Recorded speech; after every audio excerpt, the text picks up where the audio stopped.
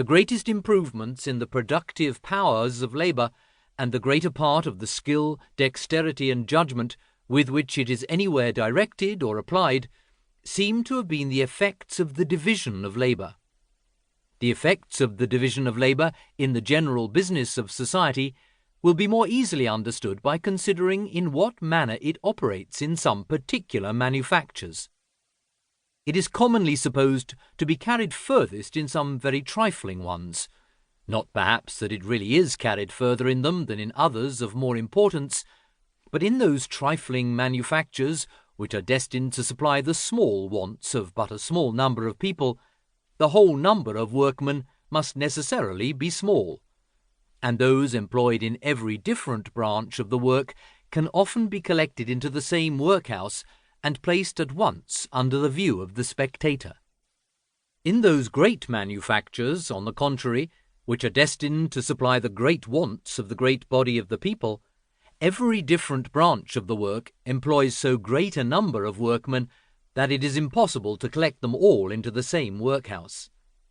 We can seldom see more at one time than those employed in one single branch. Though in such manufactures, therefore, the work may really be divided into a much greater number of parts than in those of a more trifling nature, the division is not near so obvious, and has accordingly been much less observed. To take an example, therefore, from a very trifling manufacture, but one in which the division of labour has been very often taken notice of, the trade of a pin-maker. A workman not educated to this business, which the division of labour has rendered a distinct trade,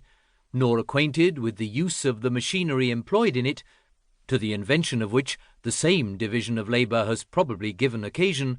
could scarce perhaps with his utmost industry make 1 pin in a day, and certainly could not make 20. But in the way in which this business is now carried on, not only the whole work is a peculiar trade, but it is divided into a number of branches, of which the greater part are likewise peculiar trades. One man draws out the wire, another straights it, a third cuts it, a fourth points it, a fifth grinds it at the top for receiving the head. To make the head requires 2 or 3 distinct operations. To put it on is a peculiar business, to whiten the pins is another. It is even a trade by itself to put them into the paper, and the important business of making a pin is, in this manner, divided into about 18 distinct operations, which in some manufactories are all performed by distinct hands, though in others the same man will sometimes perform 2 or 3 of them. I have seen a small manufactory of this kind where 10 men only were employed, and where some of them consequently performed 2 or 3 distinct operations. But though they were very poor, and therefore but indifferently accommodated with the necessary machinery, they could, when they exerted themselves, make among them about 12 pounds of pins in a day.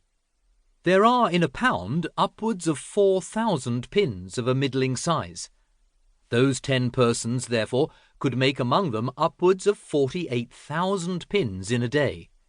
Each person, therefore, making a 10th part of 48,000 pins, might be considered as making 4,800 pins in a day. But if they had all wrought separately and independently, and without any of them having been educated to this peculiar business, they certainly could not each of them have made 20, perhaps not 1 pin in a day. That is, certainly not the 240th, perhaps not the 4,800th part of what they are at present capable of performing, in consequence of a proper division and combination of their different operations. In every other art and manufacture, the effects of the division of labour are similar to what they are in this very trifling one, though in many of them the labour can neither be so much subdivided nor reduced to so great a simplicity of operation. The division of labour, however, so far as it can be introduced, occasions in every art a proportionable increase of the productive powers of labour.